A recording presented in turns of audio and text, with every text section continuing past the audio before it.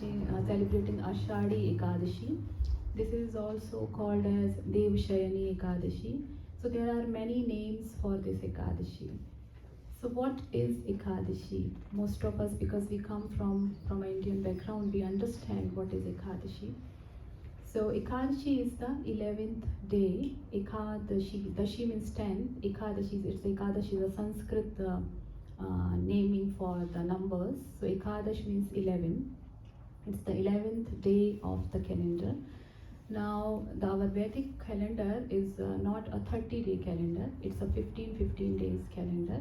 There are two pakshas. One is called as Shukla Paksha and another is called as Krishna Paksha. So that's why Ekadashi comes twice in every month. So why I'll go to the Shaini Ekadashi or Ashadhi Ekadashi later. Let's understand why Ekadashi in itself is very, very important.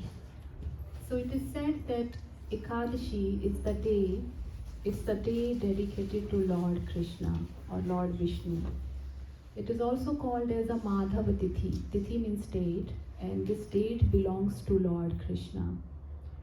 And this date is so much empowered by Lord Himself. It is said whatever we do, whatever spiritual activity we do in this particular date is multiplied many times. So the date itself has lots of power.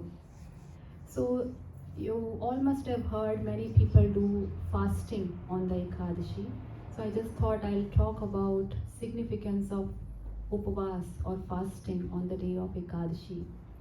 So Upavas is a combination of two words, Upa and Vas. Vas means to sit or to be there. Upa means to be near.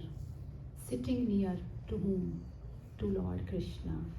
That's the one very important meaning, that when we do Upvas, we try to be close to Lord as much as possible. Now how we will be close? Because we have so much to do every day. We are having our day-to-day activities, we have our work, but most of the time that goes is in eating, if we understand or not. It's not just eating. It starts from procuring material to cooking, to eating, to cleaning. And it's not just ladies' thing, even men. When we eat, we become sleepy, drowsy, then also we have to, may have more trips to washroom. It increases, the food increases everything, our time. A lot of time goes into eating and sleeping. So on the day of Ekadashi, the devotees try to get away from both the things, eating and sleeping. And then we will be close to Krishna. Otherwise we are close to sleeping and eating, that's all. So that's why it is important to fast, do the Upavas on the day of Ekadashi. Now one is, let's go into the physical understanding. Upavas means fasting from the particular kind of food. So we say that at least one should fast from all kind of grains on the day of Ekadashi. That's the minimum requirement.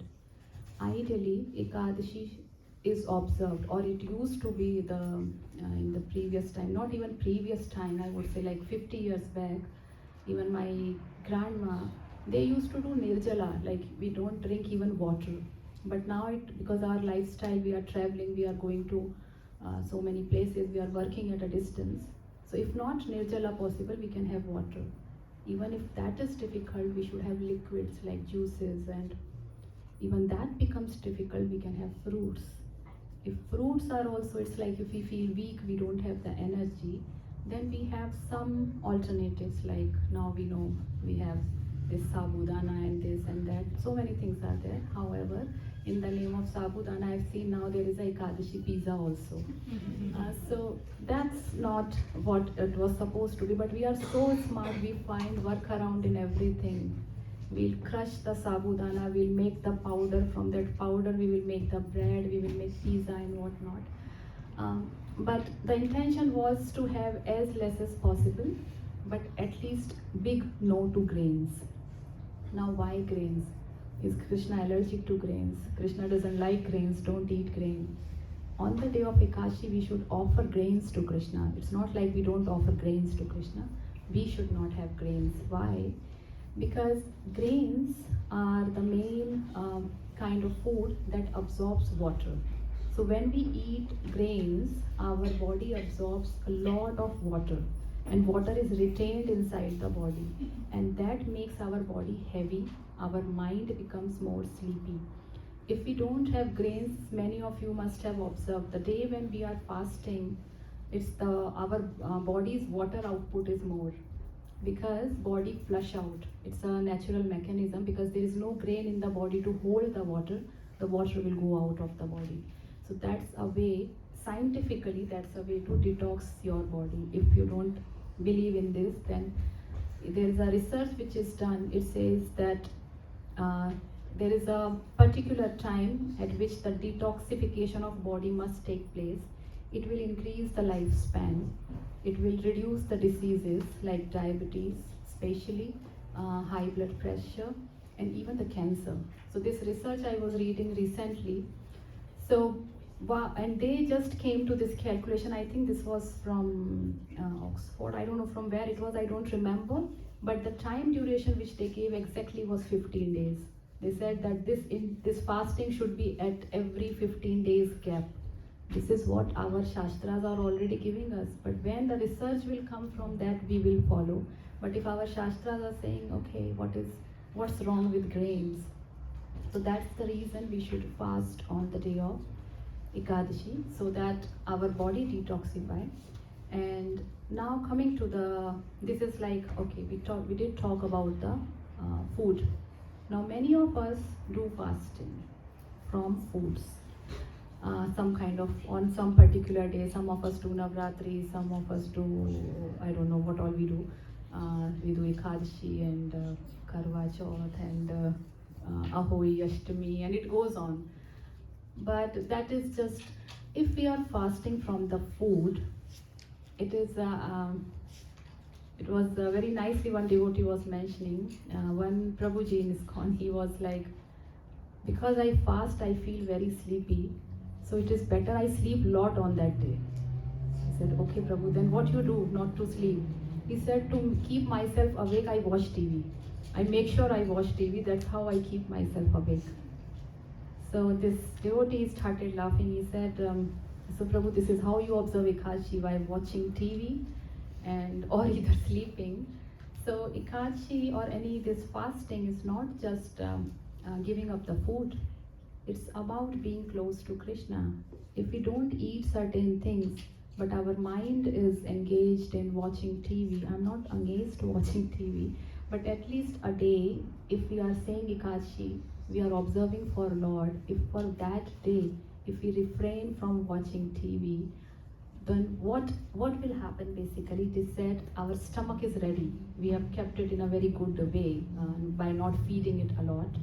Now it's time, our 11 senses should be used in the service of Lord. So what are the 11 senses? Children knows 5 senses, right? What are the 5 senses? Yes, but touch, sight, your hearing, and touch, yes, and sight. Yeah, eyes, ears, Taste, and nose. and smelling. Yeah. So these are the 5. I know another One, which one? Mind. Yes. Thank you, Arya. So these are 5 senses which we study. Ideally there are 11 senses. 5 are working senses and 5 are knowledge acquiring senses. It's called, so the difference is Gyan is called knowledge acquiring means eyes, nose, ears, tongue and skin. These are the senses which gives us some kind of knowledge. When we see something, when we hear something, we are acquiring knowledge. Then there are karmendriya, in Hindi or Sanskrit it is called karmendriya. These are called working senses. And they are legs, hand, tongue. Tongue not for eating, but this time for talking. And then genitals and rectum. So these are the 5 working senses. And there is 11 sense, that is mind. Mind is the most important sense. So now when we have kept our stomach ready, now is the time we have to engage our 11 senses in the service of the Lord. But most of us, first of all, we don't fast. Somehow, this is too difficult. If we agree to fast, I am done. We don't think about engaging the 11 senses at all. Then there is no use of fasting except to detox your body. Yes, detoxification will happen. Other than that, there is no spiritual benefit if we don't engage our 11 senses. And when we engage those 11 senses, then the word upvas has any meaning to it. Then we are close to Lord, or for whatever purpose we are doing. So now, if we have to say we have to engage our senses in the service of the Lord, children, this is for you. How we can engage our eyes in the service of the Lord? Yes, by taking the darshan of Krishna, Devi. Looking at Lord. How you will look at Lord, Satvik? My eyes. With your eyes. By thinking about Krishna all the time and sometimes singing prayers. Thinking you do with your mind, Naksh. How you will use your eyes? You could use your eyes by seeing Krishna every day, like in the book.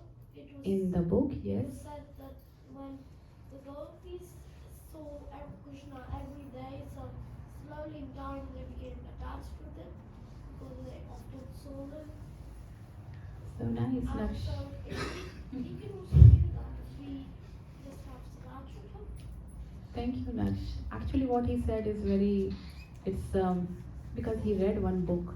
It's a Krishna book he's reading, and this is what he's talking is Prabhupada's purport. So by seeing Krishna, we can engage our eyes. How we will see? We can take his darshan. We can go to the temple. We can have the deities in our home. How we can engage our ears? By having the taste for listening to Krishna Katha. If someone ever tells you that there is a Krishna Katha going on, or there is a talk by some devotee, and you are like, what? And the moment you hear there is a new movie out, yes. So then we are so excited to see the movie, but the moment someone says there is a katha, kitne ghante ka hai? That's why when I publish the schedule, I mention 7:45 to 8:15, so that there is a hope it's not gonna be lengthy. But that's the taste we have to develop. It will develop. Believe me, it will develop if we try for it. So that's the taste we have to develop to hear the Krishna Katha. That's how we can use our ears, how we can use our tongue to chant the name of Krishna always. How Matt Prabhu, and he just keeps on using his tongue in a right way. That's how we can engage our tongue, how we can engage our skin, how we can engage our skin, give over our skin, feel what we will do with the skin. Children, how we can use our skin. Yes. To touch Lord. Very good. You can touch Lord. It didn't click us, because we adults think Lord is not here. How we can touch Lord? He is here. If we touch his deity form, if we touch his photo, we are touching Lord. It's just we don't have the mindset. We think Lord is not here. How I will engage thy skin? Thank you so much, Paz. Maybe you can touch Krishna by emotionally by your heart and your pure devotion. Yes, that's true. In the meditation, we can touch Krishna. I'll not go into the past time. There was a Brahmana who used to feed Krishna in meditation. And every day he used to imagine that I'm feeding Krishna kheer. And one day he used to touch kheer every day and check if the temperature is right. His meditation was so strong, one day he actually burned his finger. When he opened his eyes, his finger was actually burned because he felt it's too hot, he made it today. So that's the power of meditation. We can touch Krishna in our meditation. What's the harm? We can touch, we can take flowers, we can offer to Krishna when we are offering. Who is saying just stop? You can touch Krishna's feet while offering flower. Krishna's feet are there. It's just we have to have the eyes. That's how we can use skin. So we can also use skin, but I think like in my opinion, we could use by praying every day so that you. By what? By praying every day. Praying, yes. For, I That's don't know. how you will pray. You will use your tongue to pray. I don't usually pray, but. That's okay. But That's too honest. but Most of us don't. I think that when you sometimes you pray, you just like after a while you become attached to it, and like so at the start you feel like okay, then after a while you get more attached to the bhajans and stuff, Yeah. and then at the most important stage, when you're like in full meditation, when you're like absorbing the atmosphere. Thank you, Laksh. So now what you will do? You generally don't pray. Will you start praying now? I don't know. You know the theory. You have to do the practical, right? I know the theory, but Yeah, so you have to do the practical also, okay? Thank you, Daksh. So this is what is Upvas all about, that we have to use our senses in the service of Krishna as much as possible when we observe the Ekadashi or any fast, so to say. So now coming back to Ekadashi, so this was more of a, in terms of senses, we did understand in terms of grains, we should fast from grains, that's what we understand. Now if we go to the spiritual aspect of it, or rather the Shastric evidences, then our Shastras mention, for everything there is a story given to us. So once there was, in eternal world, everything is personified. Personified means like the way we are as a person. So everything can take a form. There is nothing called as formless. There is a form. So even the sin or the pap, which we say, is a personified form. So there is a pap purusha. He's a personified himself. So once this sin approached Lord, and he said that from everywhere you are removing me. I cannot be here. I cannot be there. Where I can stay? I have to stay somewhere because I am also your son. Because sin is also created by you. So where can I stay? So Krishna said, okay, you can stay in the grains on the day of Ekadashi.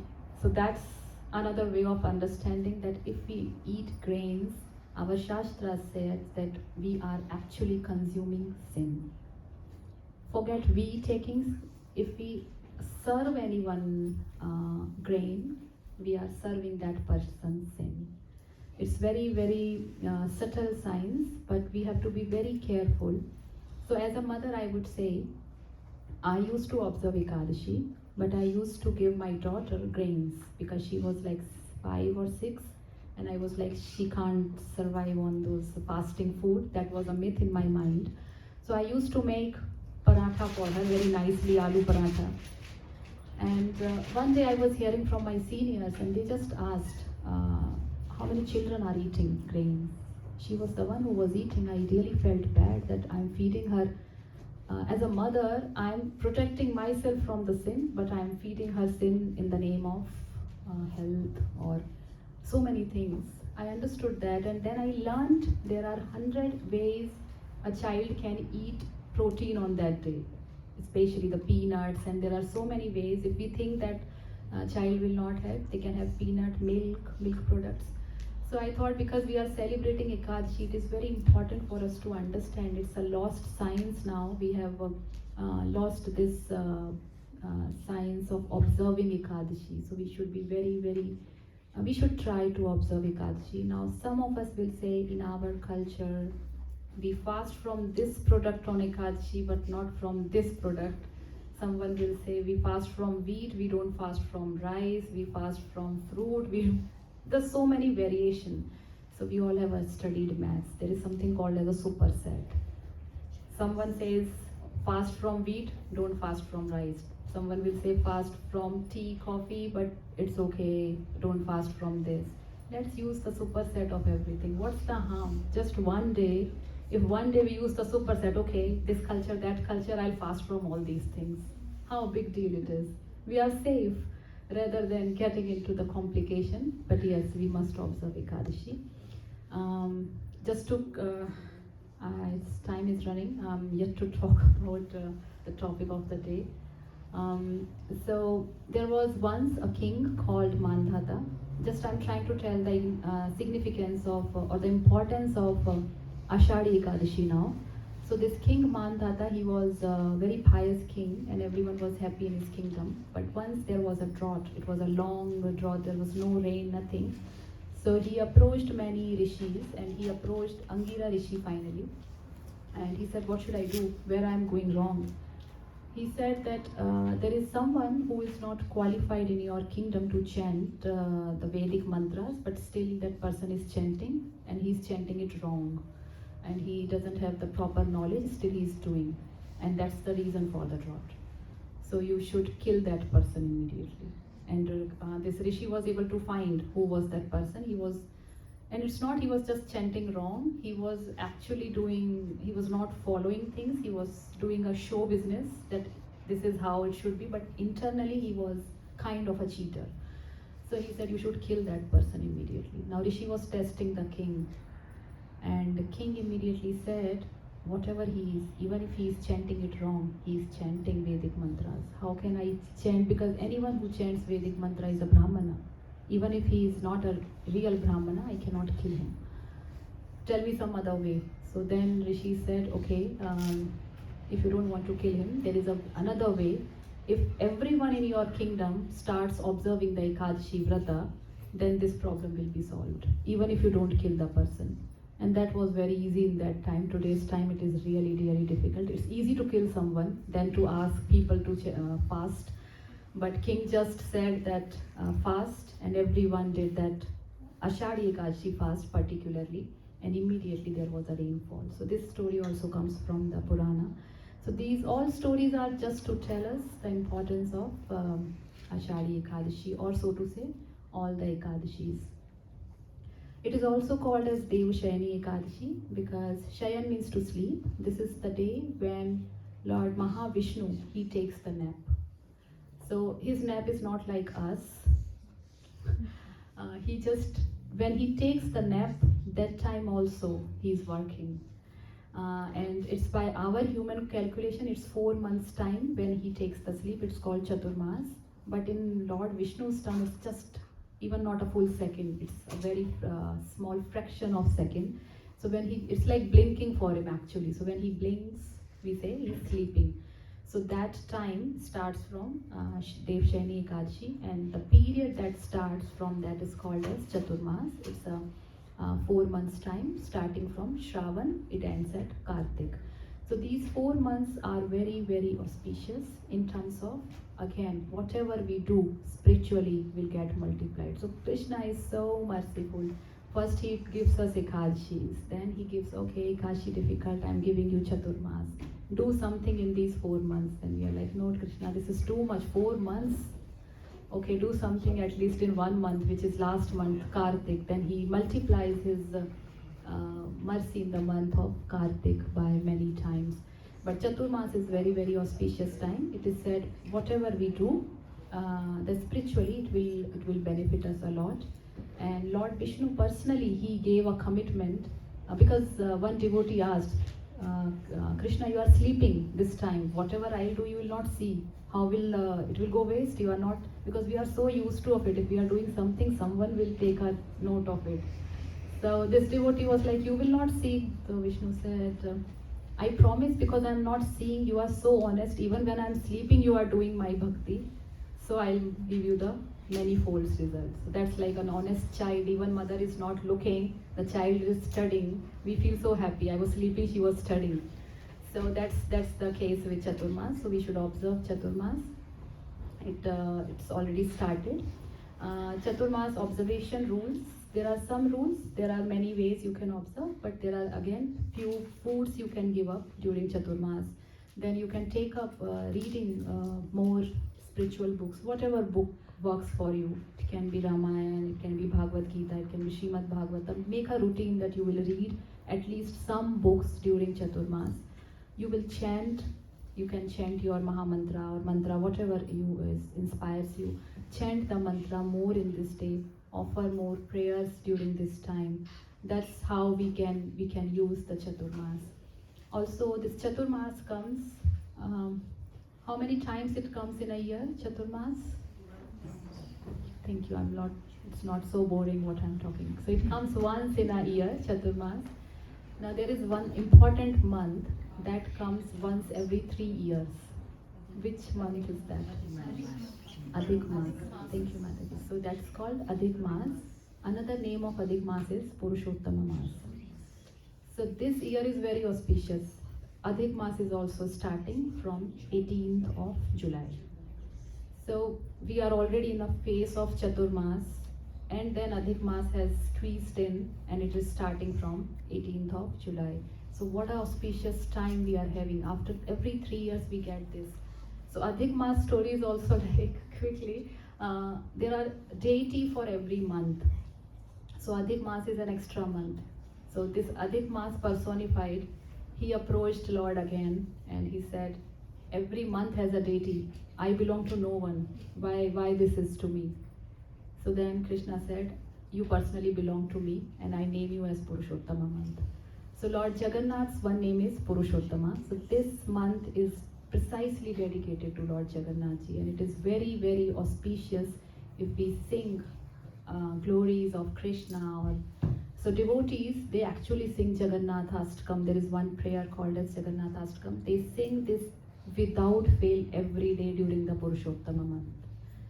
So that is one, by mercy of Krishna, it so happened that the children in the class, they started learning Jagannathastakam, and later I realized that Purushottam month is also coming this year itself. So children, you all know Jagannathastakam. Please recite it every day. Your holidays are also starting, so you have more time. So how many of you will recite? Most of you know Jagannathastakam, I know. If from 18th July every day, just raise your hand. It's a promise. No one wants to make? Thank you, Arya. Neil, this is half yes, half no. Naksh will recite. Okay, Anvita, what about Chinmay? Half. Thank you, Mataji. If mothers are raising hand, I'm more happy. Sorry, if you don't know, some of these children are my students, so that's why they know Jagannathastakam. Yeah. Thank you, Mataji. So if those who know Jagannathastakam by heart, it's very easy. While we are cooking, we can sing. When we are walking, we can sing. That's why we always focus memorize, because when you memorize, you can sing anything while working. If you don't memorize, you'll be like paper, and then we are so lazy, who will take out the paper? The work is gone. So please observe Adhik Mas. Adhik means do everything Adhik, not watching TV, sleeping, eating, but reading, chanting, whatever we can do. So this is about Chaturmas. I thought I'll talk about Ekadashi. If you feel, please start observing Ekadashi, at least fasting from grains. It's good for health, good for mind, and good for our spiritual life. Coming to Ashadhi Ekadashi now, because we have Lord Panduranga. So this Ashadhi Ekadashi is dedicated to Lord Panduranga. His one name is also Vittala. So very sweet form of the Lord.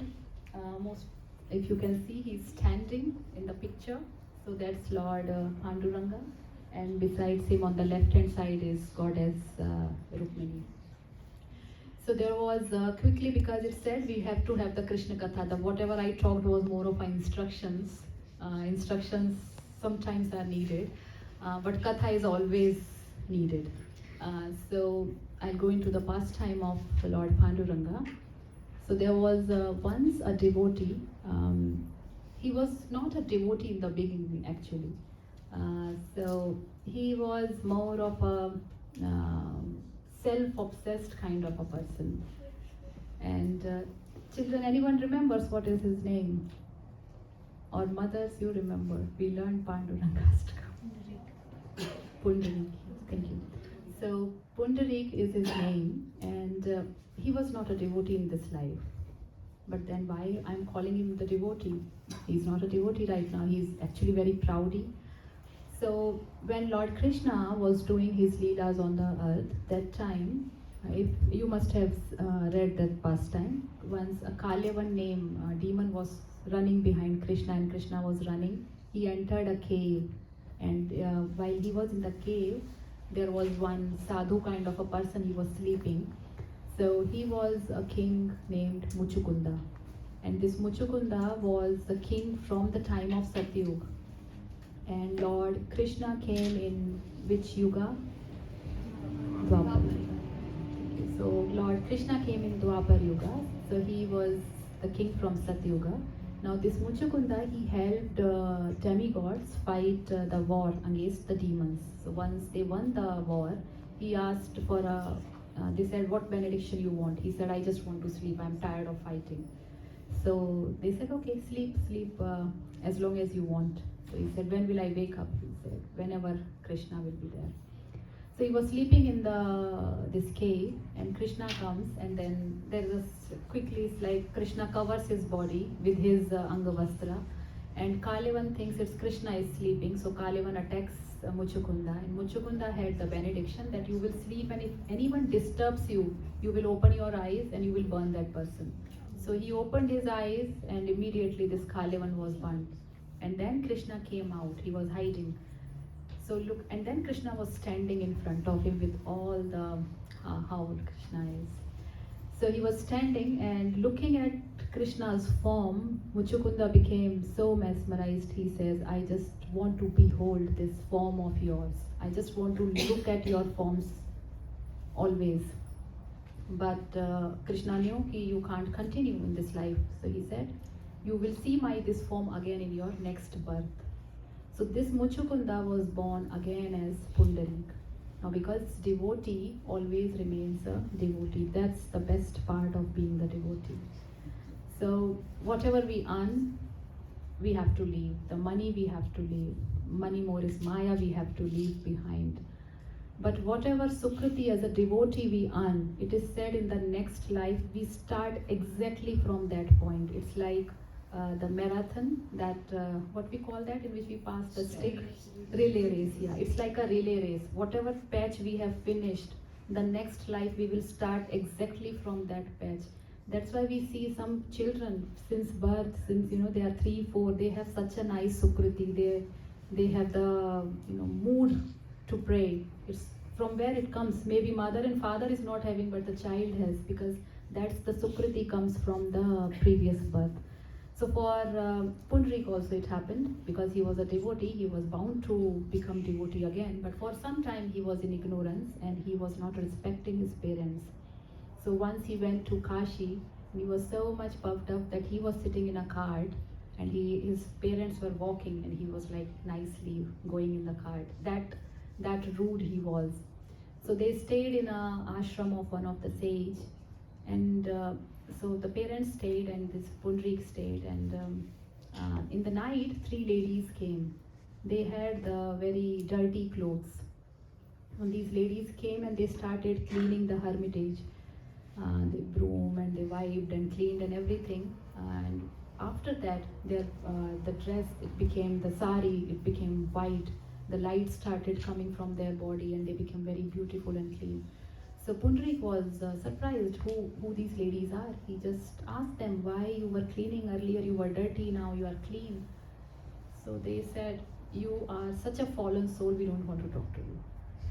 Because you are not taking care of your parents, you don't deserve to listen anything from us. Now, if we, let's say I, say to someone that you are a fallen person, will it have any good effect on the person? That person will be like, okay, I am fallen, you are fallen. We'll go in that mood.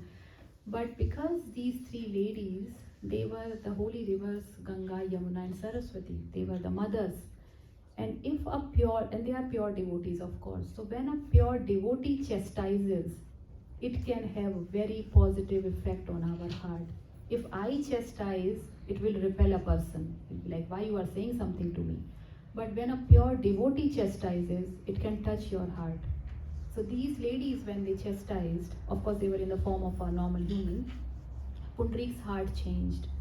And he took a vow, from today my parents are everything to me. And when he had that guilt in his heart, that time, these 3, because they are mothers, they understood that his heart has changed. Then they said that we are We are the rivers, and in us, the people come, they take bath, and they leave their sin behind. So even we get lots of sin, and to get rid of that sin, we have to serve a pure devotee. And this Rishi is a pure devotee. That's why we come and clean his house and just to get rid of our sins. So that is the power of a pure devotee. Even demigods, Devis, they come to a pure devotee's house to get rid of the sin. So serving a pure devotee is very, very important. It is very important. It is said if we offend Lord Krishna, he will forgive us. But if we will offend his devotee, there is no way out for us. So we should be very, very careful of doing any Vaishnava aparadh. Now, devotee is not the one who just wears a sari or puts the tilak. No, each one of us is a devotee in our own way. Yes, we have to try to do more. But if we think that other person is also a devotee and I should not hurt that person, if we have that mood, then we will definitely please Krishna. So now this Muchukunda changed. He came back. He started taking care of his parents. And now this area where there is a forest called as Dandiravan, where Muchukunda was, not Muchukunda, the Pundarik was born. So in the Dandiravan area, Rukmini Devi came for offering tapasya when Lord Krishna was doing his pastime. So once Rukmini Devi got angry and she just walked and came to Dandiravan and she started doing the meditation. And Krishna, being the nice husband, he came how to convince her, bring her back. But Rukmini Devi was so angry, she didn't go back. Now Krishna, of course, this is Kalivan's pastime took place before. Pundarik is born again. Krishna is still there because Krishna did his Leela for a long time. So now Krishna comes to Dandirvan. Rukmini Devi is not listening. So he thought, okay, my one devotee is waiting for me, to whom I promised that I will show you my form again. Let me go to him. So Krishna goes to his Pundarik's home. Now Pundarik that time was serving his parents, and this Krishna came in exactly the form how Lord Panduranga looks. He was entering, he was standing at the door, and Pundarik saw and he said, just stop there. He was trying to massage the feet of his parents. He said, I'm trying to make them sleep. Once they are asleep, I'll look after you. Till then, there was a brick lying there. He picked up the brick and threw, just stand on this. That's how, devotee's bhav is. And Krishna understand. It's not he was hitting Krishna, but he was like, just stand on this. Like we give seed to someone, as a seed he threw the brick. And Krishna, like a very sincere, obedient child, he just stood on that brick with both the feet, and he was like waiting. When the parents slept, now Pundarik came and he said, this form is so beautiful, Krishna, so beautiful. Krishna said, now ask me what you want. He said, I've seen you, I don't want anything. That's what the moment I was waiting for. So Krishna said, okay, if you want me to be like this, what can I do? He said, the form that you are showing to me, I want that you remain in this form for ages to come, so that everyone, all devotees can have your darshan in the same way. Don't leave, just don't leave. So for us, Panduranga may be a stone deity. So when Krishna comes, he in different pastimes, like when he came as Matsya or Kurma or so many incarnations, he does his Leela and he leaves. He goes to his eternal abode. But in the form of Panduranga, he promised, I'll not leave. I'll stand here. So he is standing there till day, and he will stand. Why he is standing? Not for people like me. He is standing because one pure devotee, Pundarik, asked that you stay here. So Panduranga is a form where Krishna is still standing. And to that form, people go every year. If there is a particular community, if some of you are from Maharashtra, they might have seen that. They go in a big yatra, they walk for miles. and they go to this place called as, now it is called as this Dandivar, where this temple is, it is called as Pandurpur. So in this Pandurpur there is the temple of Lord Panduranga and Rukmini Devi. This is near to the river Chandrabhaga. So whenever you get an opportunity, do visit this place, because it's not Krishna standing as a stone, Krishna standing. If we trust the word, Krishna said, I'll stand, I'm not leaving this place. So Krishna is standing, it's just we don't have eyes and legs and the senses to go there and serve Krishna. So visit this place, and Ashadhi Ekadashi we celebrate by singing glories of Lord in a form of a Vittal. Why is called Vittal? Sonal Mataji knows, in Marathi brick is called wheat, and because he is standing on a wheat, he is called Vittal. So that's how Panduranga got another name as Vittal, the one who is standing on a brick just because devotee asked him to stand. We will not stand 10 minutes. If someone will ask, just stand there. Why should I stand? But Krishna, the Supreme Lord, because a devotee asked, he is standing. So we have to become that devotee whom Krishna listens one day. So with this I'll stop talking. This was the pastime of Panduranga. Now as an offering to Lord Vittal, all the mothers here, in ISKCON we call Matajis. Many times, sometime when even I was new, so people get offended, do I look like Mataji to you? Because in India, Mataji means generally an old lady who is 50 or 55, or why you call 25, 30-year-old Mataji? Do I look like Mataji? They really feel offended. So it's not literally that Mataji. It's Mataji means, Mata word means mother. Mother is the biggest designation we can offer in this world to a woman. And as a matter of respect, we see that we see mother in every woman. That's the highest respect. So rather than feeling offended why you are calling me Mataji, someone is giving you the highest respect.